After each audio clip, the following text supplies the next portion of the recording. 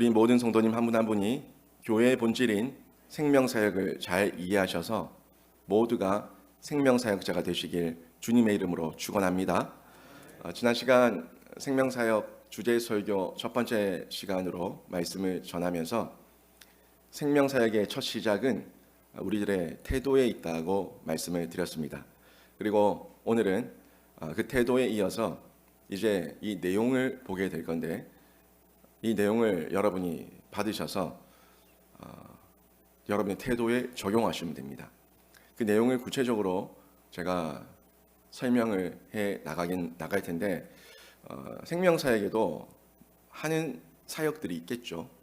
어떤 단계를 거쳐서 어떤 방법으로 해 나가냐 분명히 있습니다만은 그것이 테크닉이 되고 기술이 되어서는 안 된다는 겁니다. 그 사역들을 저희가 해 나가되 마음의 중심이 하나님을 향한 바른 신앙과 사랑으로, 충성으로, 순종으로, 태도로 자리 잡고 있어야 되기 때문에 이 부분이 먼저 중요해서 지난주에 태도에 대해서 말씀을 드린 거고, 오늘 이 생명사역의 내용이 무엇인지 말씀을 드리겠습니다. 이 생명사역이라는 것은 단지 사역의 효과적인 어떤 목회의 방법만을 말하는 것은 아닙니다. 지난주에도 말씀드렸지만 우리 예수님께서 이 땅에 계시는 중에 실제 하셨던 사역이에요. 예수 그리스도께서 교회를 세우셨지 않습니까? 그래서 교회의 머리가 예수 그리스도시고, 교회는 또 예수님께서 주셨던 지상 대위임 명령에 쫓아서 저희가 사역을 해 나가기 때문에 예수님께서 이 땅에 계신 중에 어떻게 교회를 세우셨고 제자들을 훈련시키셨고 또 예수님은 어떤 일들을 하셨는지 이 내용들을 하나하나 구체적으로 보게 되면 예수님의 사역을 확인할 수가 있습니다. 그리고 그 공생의 사역을 저희가 잘 배우고 또 이해해서 오늘 교회를 세워나가면 반드시 지금의 이 시대의 교회에도 교회는 이 땅의 희망이 되고 빛과 소금이 되며 부흥의 역사가 일어납니다. 지금 한국 교회의 작금의 현실을 보면은 여러 가지 문제들이 많이 있는데, 그 문제들은 결국 권리 주장, 목회자의 권리 주장, 그리고 교회 중직들의 권리 주장, 결국 사람의 권리 주장에 의해서 다툼이 일어나고 분쟁이 일어나는 모습들을 보게 되는데, 우리들의 모든 권리는 내려놔야 돼요. 우리들의 권리가 우선이 될 것이 아니라 예수님께서 우리에게 주신 그 사명, 복음 전파에 대한 사명, 이 부분이 먼저가 돼야 된다는 거죠. 지난주에 새벽 시간에 나오셔서 또 묵상을 하시고 새벽 예배를 드렸던 분들은 고린도전서 9장을 통해서 사도 바울이 자신이 가지고 있는 권리가 많이 있지만 그 모든 권리들을 복음을 위해, 그리고 교회를 위해, 그리고 사명을 위해 내려놨다는 자신의 고백과 또 그것이 사명자의 몫이라고 하는 것을, 책임이라는 것을 저희가 묵상하며 말씀을 볼 수 있었는데, 이 생명사역도 마찬가지입니다. 생명사역자가 되려면 우리 안에 있는 권리 주장을 내려놓을 수 있고, 예수님께서 뭘 하셨는지, 예수님이라면 어떻게 하셨을까를 고민해 볼 때에 바른 생명사역을 펼쳐나갈 수가 있습니다. 예수님은 가는 곳곳마다 사람들이 모여들었습니다. 많은 무리들이 셀 수 없이 모여들었는데, 예수님은 그렇게 사람이 많이 모인 것을 놓고 자랑하지 않았습니다. 결국 그들은 무리였거든요. 무리. 그런데 예수님의 마음은 무리를 모으는 데 있지 않고 제자를 세우는 데 있었습니다.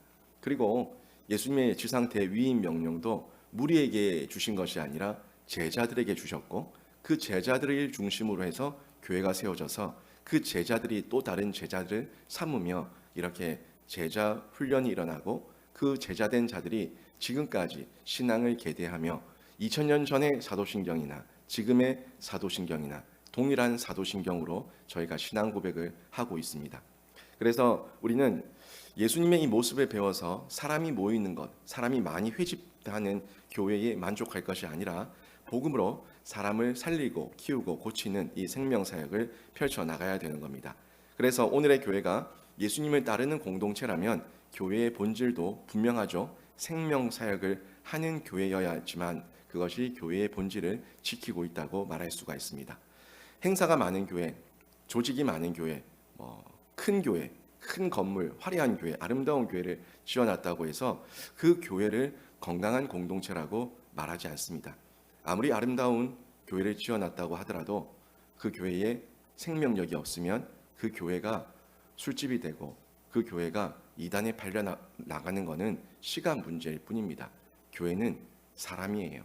예수 그리스도를 만난 신자, 그 한 사람 한 사람이 교회의 기둥 같은 일꾼들이 되어 있을 때 세상이 감당치 못할 사람들이 모여 있을 때 그 교회는 반듯하게 세워지는 겁니다.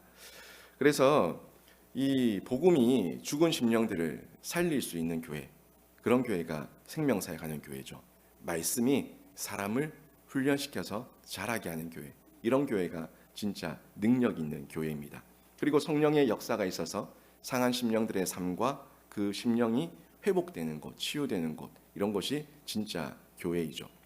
그래서 생명사역은요, 교회의 선택사항이 아니라 교회가 교회의 본질을 지키고 있는 교회라면, 우리가 예수님의 제자 공동체라면 반드시 해야 될 의무이고 책임이라고 할 수가 있습니다.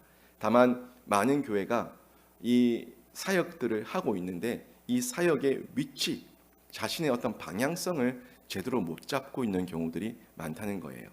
제가 지난 시간 설교를 하는 중에 이런 얘기를 한 적이 있을 거예요. 제가 정말 많은 사역들을 했다고, 정말 많은 사역들을 하고 또 열매도 거둬보고 했는데 이 뭔가 모르는 마음에 공허함이 있었다고 말씀을 드렸을 거예요. 제가 예수님의 사역을 안 한 게 아니거든요. 했어요. 전도도 열심히 했고 말씀도 열심히 전했고 그 어린아이들 붙들고 일주일씩 사경회도 하고 그렇게 정말 열심히 했습니다. 했는데 뭔가 공허했어요.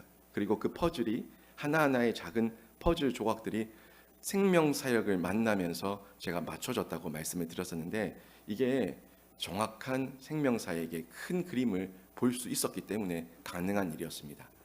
모든 교회의 사역은요, 위치와 방향과 목적이 명확해야 됩니다. 그런데 과거의 저처럼 위치와 방향과 목적이 명확하지 않은 채 퍼즐 조각 하나 붙들고 뭔가 하고 있으면 하고 있기는 한데, 그래서 그 다음은 어떻게 하는 건데, 그 다음을 뭘 해야 되는데 하는 여기에 대한 갈증과 답답함이 있을 수밖에 없는 거죠. 한마디로 교회가 예수님의 사역을 보고 큰 그림의 이 숲을 볼 수 있어야 된다는 거예요. 큰 그림의 숲을 보고 나무 한 그루 한 그루를 심어야지 그 그루에서 맺히는 나무의 열매를 통해서 하나님께 영광이 될 수가 있는데요. 아무리 나무를 많이 심어도 큰 숲을 통해서 어떤 숲을 만들고 있는지, 어떤 그림을 그리고 있는지 보지 못한다면 잠깐의 수확에 만족할 수밖에 없는 연약한 교회, 건강하지 못한 교회로 전락할 수밖에 없다는 겁니다. 저는요, 우리 교회가요, 이 생명사역을 정말 잘 이해하시고 받아들이셔서 다시 한번 도약하는데 여러분 모두가 한 영혼 한 영혼을 살리고 키우고 고치는 생명사역자로 쓰임받는 은혜가 있고 변화가 있기를 주님의 이름으로 축원합니다. 먼저 예수님의 이 사역, 예수님의 생명사역을 보시게 되는데요, 생명사역은 철저하게 예수님의 사역이었습니다. 그래서 오늘 마태복음 9장 35절에서도 그 말씀을 핵심적으로 아주 잘 전달해 주고 있죠. 한번 보십시오. 예수께서 모든 도시와 마을에 두루 다니사 그들의 회당에서 가르치시며 천국 복음을 전파하시며 모든 병과 모든 약한 것을 고치시니라. 이게 생명사역이에요. 이게 제가 지난주에 살리고 키우고 고치는 사역입니다 라고 말씀을 드렸는데, 이 한 절에 예수님의 생명사역이 분명하게 담겨져 있습니다. 가르치셨고 전파하셨고 고치셨는데 모두가 다 뭐와 연결되어 있습니까? 건물과 연결되어 있습니까? 아니면 한 영혼과 연결되어 있습니까? 영혼이에요. 한 영혼이에요. 한 생명과 연결되어 있어요. 건물을 가르치지 않습니다. 건물을 전도하지 않습니다. 건물을 고치지 않습니다. 우리는요, 한 영혼을 가르치고 전파하고 한 영혼에게 복음을 전파하고 한 영혼을 고치는 거예요. 그래서 살리는 것도 영혼이고 키우는 것도 영혼이고 고치는 것도 영혼이에요. 그래서 이 영혼을 살리는 이 생명사역은 결국에 생명을 전수하는, 내가 예수께 받은 그 생명을 내가 통로가 되어서 흘려보내는 통로, 이 통로가 되는 생명의 사역이라고 볼 수가 있습니다. 그래서 생명사역은 예수께서 가서 가르쳐 지키게 하라 말씀하셨던 지상 대위임 명령 기억하시죠? 마태복음 28장 18, 19, 20절 쭉 나오는 그 명령에 분명히 내가 분부한 모든 것을 가르쳐 지키게 하라 말씀하셨는데, 예수님이 가르쳐 지키게 하라는 것은 스킬이 아니에요. 내가 너에게 말한 천국을 너희가 소유하고 그 천국을 전파하라는 거예요. 그게 복음이거든요. 이 지상 명령에 순종하기 위해서도 우리가 예수님의 사역을 반드시 해야 되는 거죠. 주님 오실 때까지 예수님께서 가르쳐 주신 대로 그 방법대로 우리가 사역하면 생명 사역을 통해서 우리 고현 충영교회에 생명의 향기가 진동하게 되는 겁니다.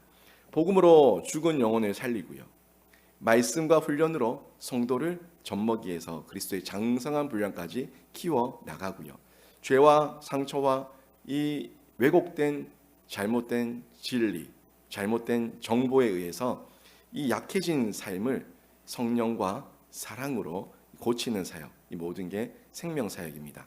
그래서 선교와 전도, 그리고 예배, 교제, 교육, 훈련, 봉사, 사역, 이 모든 것들이 우리 교회 안에서 유기체적으로 연결되는데, 이 모든 것들은 별개가 아니에요. 하나로 연결되어져 있어요. 오늘 오후에도 우리 관리위원회 헌신 예배가 있죠. 우리 교회 보면 한 번 내지 두 번 매달 헌신 예배가 있는데, 많은 기관들이 있습니다. 또 많은 위원회가 있습니다.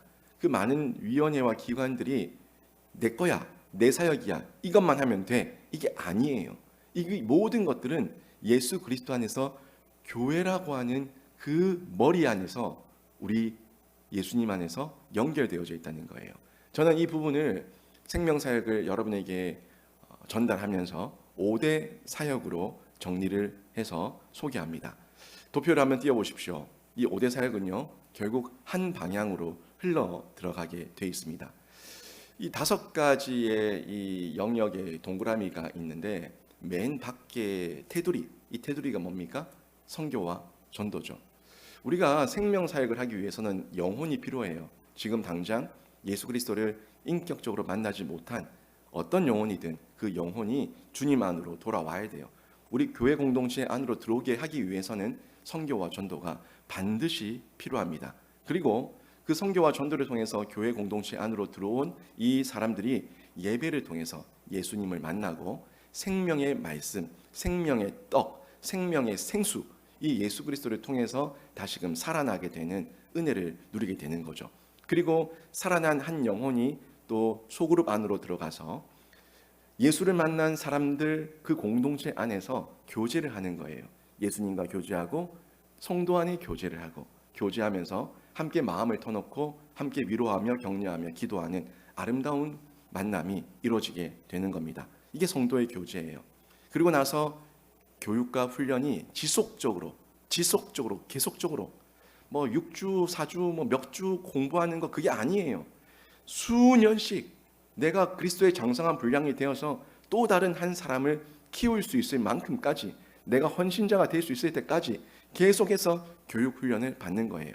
그 기초가 처음 교회에 들어왔을 때 새가족 교육이고요. 그 다음에 이제 우리 교회가 펼쳐나가게 될 1:1 제자 양육, 그리고 제자 훈련, 사역 훈련, 전포 훈련, 그리고 기도하는 가운데 마더와이즈, MIP 기도 모임, 이런 여러 가지 모임들을 통해서 계속해서 훈련을 받는 거예요. 그래서 저의 교육 철학은 훈련받은 만큼 영이 깨고, 영이 깨어진 만큼, 예수 그리스도의 만큼, 만난 만큼 교회에 하나님 나라를 위해 공헌한다, 이겁니다. 훈련받은 만큼 깨고 깬 만큼 공헌한다. 철저하게 성경적입니다. 100% 성경적입니다. 제자들이 그렇게 바뀌어 나갔거든요. 이렇게 신자로서 성장과 성숙을 계속 이뤄가게 되는 겁니다. 그렇게 성장한 신자는 나중에 교회 곳곳에서 교회의 일원이 되어서 봉사와 헌신과 섬김을 통해서 또 다른 한 사람, 또 다른 한 영혼을 살리고 키우는 생명 사역자가 되는 거예요. 여러분, 생명 사역자는 제가 생명 사역자만 저만이 아닙니다. 우리 장로님들만이 생명 사역자가 아니에요. 교회 중직들만이 아니라 우리 교회의 일원이라면 모두가 다 생명 사역자가 되어야 되는 겁니다. 이 5대 사역의 흐름이 끊어지면 그 교회는요, 메마릅니다. 식상합니다. 삭막합니다. 영적으로 점점 죽어가고 나중에는 산소호흡기 꽂고 있다가 결국에는 숨집니다. 교회가 이렇게 죽어서는 안 된다는 겁니다. 교회 안에는 예수의 심장이, 예수의 박동함이 늘 뛰고 있어야 되는 것, 비전과 열정과 끈기를 가지고 움직이는 교회가 살아있는 교회라는 겁니다. 하지만 이 5대 사역의 흐름이 살아있으면 계속해서 부흥성장하는 것은 당연한 거예요. 우리 교회가 예수님의 사역, 이 생명사역을 잘 감당해서 여러분 안에 예수의 심장이 뛰어서 날마다 계속된 부흥의 열매를 맺어가는 복된 성도가 되시고 교회가 되길 주님의 이름으로 축원합니다. 또 예수님의 사역을 보시게 되면은 예수님의 이 생명사역은 긍휼 사역이었어요. 긍휼 사역이었는데 마태복음 9장 36절에 보면은 이런 말씀이 나오죠. 이 말씀을 보십시오. 무리를 보시고 불쌍히 여기시니 이는 그들이 목자 없는 양과 같이 고생하며 기진함이라. 말씀드렸지만 예수님의 가는 곳곳마다 많은 무리가 모여들었습니다. 그런데 그 무리가 모두가 제자는 아니었습니다. 여전히 세속적이고 세상적이고 어떤 기복적인 종교적 생활을 하고 있는 사람들이 많았습니다. 그 영혼들을 보시고 예수님은 불쌍히 여기셨습니다. 예수님께서 그들을 불쌍히 여기셨던 것은 그들이 배고픈 백성들이라서 불쌍히 여긴 게 아닙니다.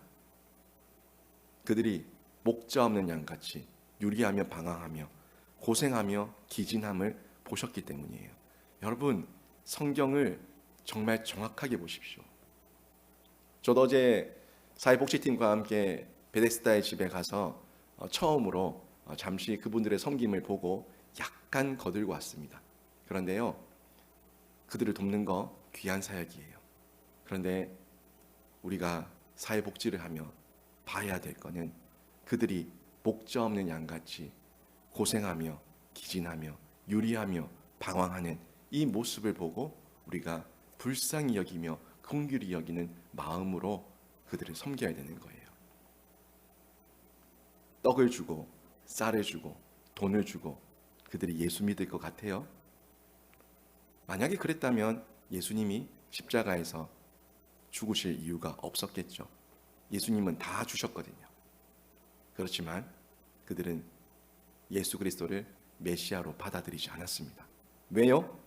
그들은 영적으로 불쌍한 목자 없는 양, 고생하며 기진하는 그런 영혼들이었기 때문에 아직 깨어있지 못했기 때문에 예수 그리스도를 메시아로 구주로 받아들이지 못했습니다. 예수님은 사람을 볼 때에 불쌍히 여기셨는데 예수님의 의중을 여러분 정확하게 확인하십시오. 예수님은 사람을 문제덩어리, 골칫덩어리, 내가 돈을 써야 될 귀찮은 존재로 보지 않으셨습니다. 그 영혼들을 다시 살리실 영혼으로 본 거예요. 내가 살려야 된다. 저 영혼에게 천국 복음을 전파해서 살려야 된다라는 그 마음으로 예수님은 바라보셨습니다. 교회가 예수님의 이 긍휼의 마음을 잃어버리면요, 사역은 남아도 생명은 사라집니다. 사역했던 그 현장에 사진은 남아도 그곳에 생명은 없습니다. 우리는 사역을 남기고 사진을 남기기 위해서 교회에 모인 사람들이 아닙니다. 우리는 예수의 생명을 남기기 위해서 모인 사람들입니다. 아무리 옳은 말을 해도 살리는 능력이 없어요. 공의롭고 정의로운 말인데 예수님의 생명의 이식이 없고 예수님의 사랑과 긍휼이 없다면 옳은 말을 하는데 싸우려고 덤벼요. 여러분, 재직회 때나 공동의회 때나 어떤 기관에서 회의를 할 때도 마찬가지예요. 옳은 말을 하시는 분들, 저는 그분들을 귀히 여깁니다. 다만 사랑으로 말해야 돼요. 그 사랑의 마음을 가지고, 감사의 마음을 가지고, 예수님의 마음을 가지고 말을 해야 돼요. 그때 그 말이 옳은 말과 함께 살리는 능력이 있거든요. 근데 예수님의 마음 없이 인간의 마음으로 옳은 말을 하면 정치하는 사람들과 뭐가 다릅니까? 내로남불, 나의 실천은 없고 남의 잘못만 지적하는 그 모습과 뭐가 다르냐는 거예요. 우리 안에는요, 예수님의 긍휼의 마음과 사랑의 마음으로 옳은 말을 해야 되는 겁니다. 그리고 이 사랑과 긍휼이 없으면 교회의 시스템과 조직은 남아도 사랑의 온도는 그저 차갑기만 하고 냉랭하기만 합니다. 교회에 들어왔을 때 착착착착 돌아가는 공장, 기계, 어떤 프로그램에 의해서 움직이는 교회, 조직적인 교회, 보기 좋아요. 그런데 그곳에 기계적으로 움직이는 형식만 남아있다면 그곳에서 사랑을 느낄 수가 있겠습니까? 저는 그런 조직적인 교회가 잘못됐다고 말하는 게 아니에요. 조직적이고 자신의 직분에 맞게끔 자신의 소명을 다하면서 정말 순조롭게 돌아가는 교회, 아름다운 교회지만 그 교회와 함께, 그 모습과 함께 저는 그 안에 능력이 있기를 바랍니다. 어떤 능력이요? 사랑의 능력, 긍휼의 능력, 예수님의 생명의 능력이 있는 교회가 되기를 원하는 거예요. 긍휼이 살아있으면요, 말 한마디가 달라집니다. 실수와 연약함을 보더라도 인내와 용서가 되는 거예요. 상처 입은 사람이 오면 판단보다 위로가 되고 먼저 위로하며 그들의 손을 잡아줄 수 있는 사랑의 모습이 되는 거죠. 넘어진 사람이 오면 정죄하기보다 회복의 길을 열어주게 되는 거예요. 우리가 그렇잖아요. 관계가 잘 맺은 어떤 성도들을 봤을 때 그 성도가 실수했어요, 넘어졌어요. 그러면 얼마나 피곤했으면, 얼마나 힘들었으면, 얼마나 고생했으면 저런 실수를 했을까, 이렇게 얘기하죠. 그런데 관계가 없고 사랑이 없고 내 마음에 긍휼이 없으면 내 그럴 줄 알았다, 내 또 그럴 줄 알았다, 이렇게 반응하게 되는 겁니다. 여러분도 저를 볼 때 마찬가지입니다. 지금은 제가 초반이니까 그저 예쁘게 보이시죠?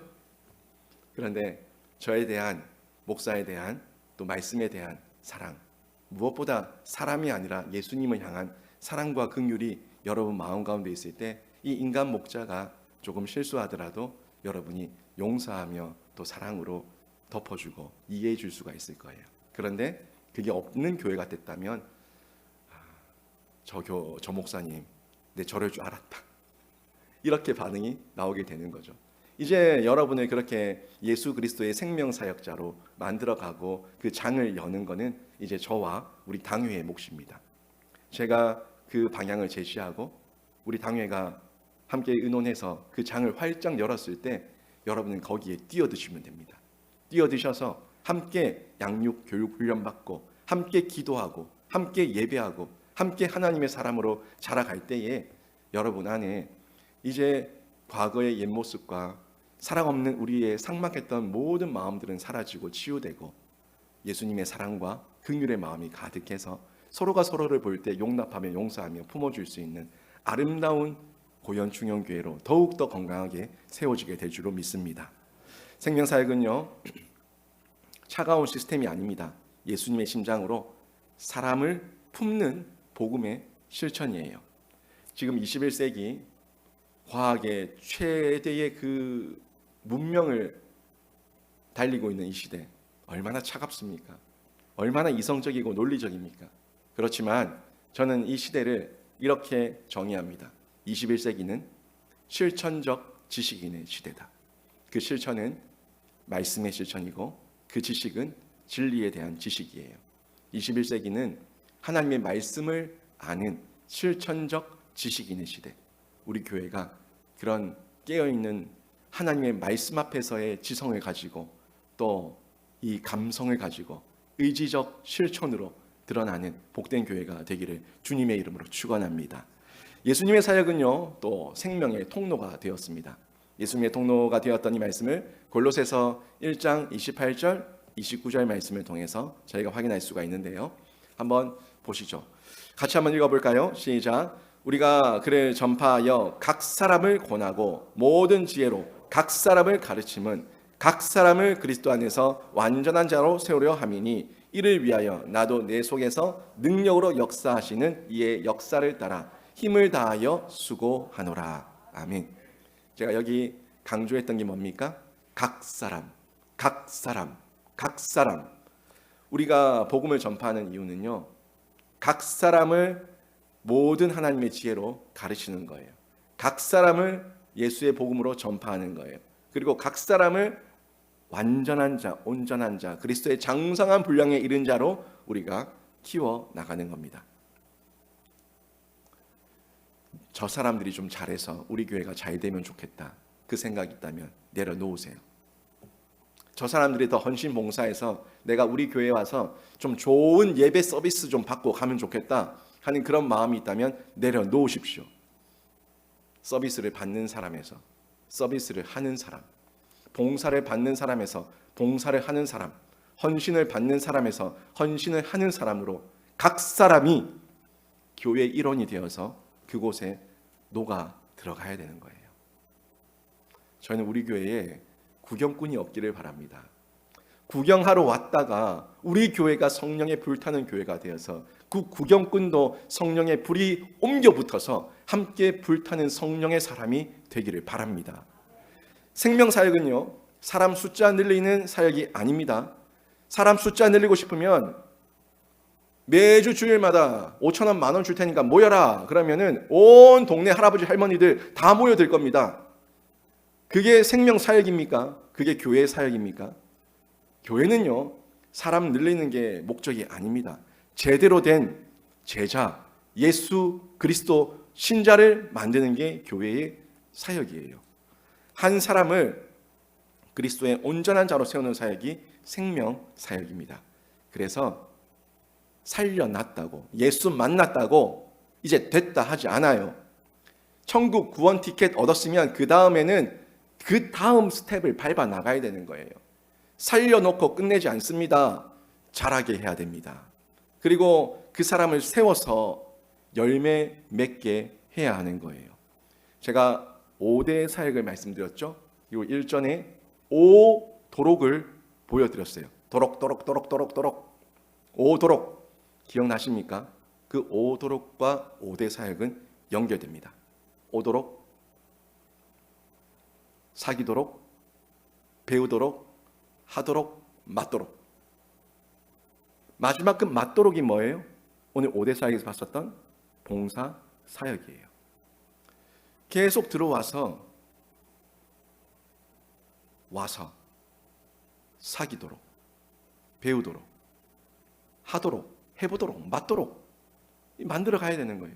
이게 우리의 목표입니다. 예배만 드리는 사람에게 머물지 마십시오. 우리 교회도 상당 부분이 1부 또는 2부 예배만 드리고 신앙의 의무를 다했다고 여기며 마음의 위안을 삼으며 가정으로 또 자신의 취미 생활을 하러 가시는 분들이 많이 있습니다. 부탁드립니다. 예배 드리는 사역에만 머무지 마시고 섬기는 자로 나아가십시오. 저는 여러분이 젖먹이로 있기를 원하지 않습니다. 섬기는 자의 기쁨이 있기 때문입니다. 교회에 하루같이 와서 섬기는 사람들, 그분들 시간이 남아 돌아서 교회에서 그렇게 하는 게 아닙니다.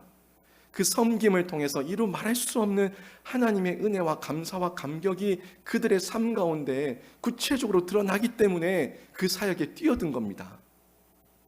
마지못해서 억지로 강제적으로 하시는 분들 없습니다. 자원해서 자발적으로 감사해서 하는 거예요. 받기만 하는 사람에서 머물지 마시고요. 받았으면 나눌 줄 아는 사람으로 자라가시기를 바랍니다. 고이면 썩습니다. 아무리 맑은 물이라도 고여놓고 그대로 내버려 두면 썩어요. 썩으면 어디에도 쓸데가 없어요. 저는 우리 교회 성도님들이 예수의 생명을 위로부터 내려받아서 내 안에 생수가 있을 때 그 생수를 또 흘려보내는 그런 나누는 사람이 되기를 바라요. 나눠줬어요? 손해본 것 같아요? 아니요. 또 위로부터 내려옵니다. 끊임없이 내려오는 물된 동산이에요. 하나님의 그 생명의 원천이 예수 그리스도께 있으니 예수 그리스도께 연합 접속되어서 끊임없이 그 생수의 강에 접붙임되어 은혜를 누리시기를 바랍니다. 저는 우리 교회가 구경꾼을 늘리는 교회가 아니라 하나님의 동력자를 세우는 교회가 되기를 원합니다. 한 사람이 은혜 받고 그 사람이 또 다른 사람을 살리는 흐름, 선순환, 이 흐름, 재생산, 이 흐름이 일어날 때 생명사역은요 그 공동체의 체질을 바꿉니다. 체질을 바꿔요. 이것이 교회의 참된 성장입니다. 두고 보십시오. 우리 교회가 올해 연말에, 그리고 내년 연말에, 그 다음 연도의 연말에 가면 갈수록 자원봉사자, 헌신자 모집을 할 때에 그 수가 늘어날 겁니다. 늘어나야지 고연중년교회가 지금 살아있다는 증거가 되는 거예요. 생명사역은요, 체질을 바꾼다고 했습니다. 내 체질이 바뀌면 건강해지죠? 건강한 공동체, 살아있는 공동체, 이게 예수 그리스도께서 디자인하신 교회의 모습입니다. 사랑하는 성도 여러분, 생명사역은 예수님의 사역을 예수님의 마음으로 한 사람을 다시 세우며 일으키는 사역입니다. 이거는 해도 되고 안 해도 되고가 아니라 반드시 해야 되는, 그리고 몇몇 사람들만 하는 것이 아니라 모두가 함께 해야 되는 사역입니다. 이 사역에 여러분이 마음을 여시고 동참해 주시기를 부탁을 드립니다.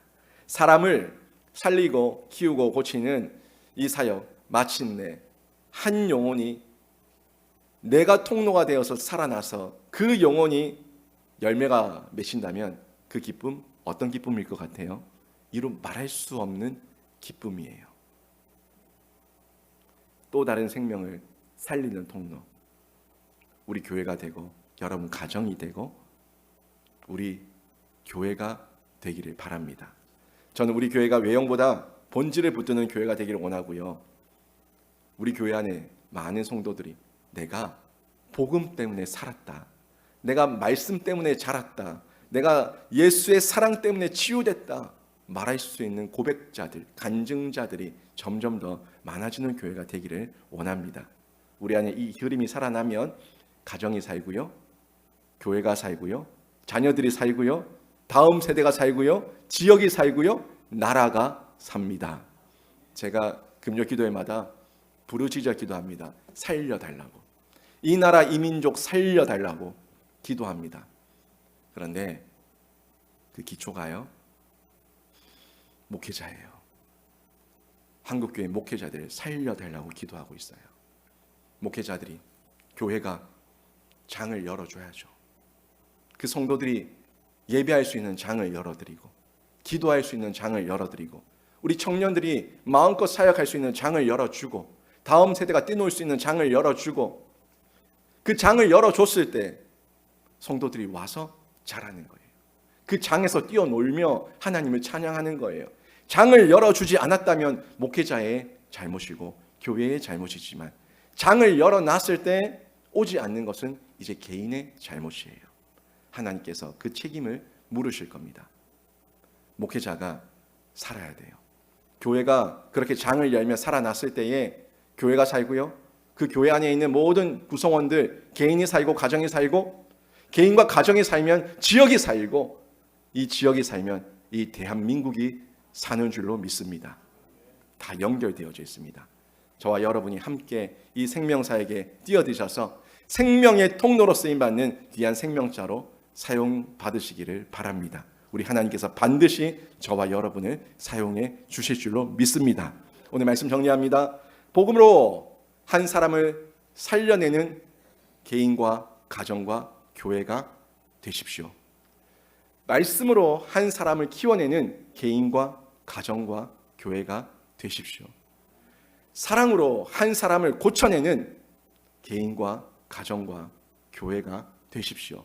예수님의 긍휼로 우리가 함께 그 사역을 하게 되면은 영혼을 살리고 키우고 고치는 개인과 가정과 교회가 될 텐데, 우리 모두가 그런 생명 사역자 되기를 주님의 이름으로 축원합니다. 아멘. 이 시간 함께 잠시 기도하겠습니다. 오늘 말씀 생각하면서 잠시 기도하실 때, 하나님, 제가 살려내는 사람 되고 싶습니다. 제가 한 영혼 키워내는 사람 되고 싶습니다. 하나님, 제가 한 영혼 고쳐내는 사람 되고 싶습니다.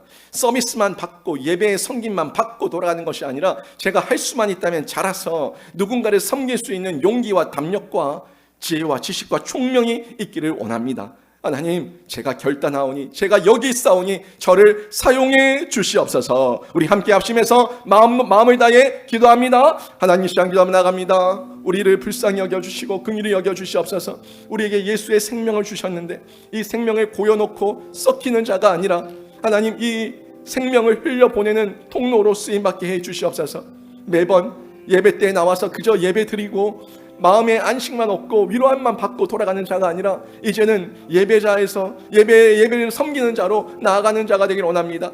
봉사하는 자가 되길 원합니다. 사역하는 자가 되길 원합니다. 교회에서 이 생명사역의 장을 활짝 열 때에 그냥 무관심하게 보는 자가 아니라 뛰어들게 하여 주시옵소서. 적극적으로 뛰어들어서 함께 그 사역에 동참하여 하나님 영광 드러내는 복된 교회가 될 수 있도록 은혜를 베풀어 주시옵소서.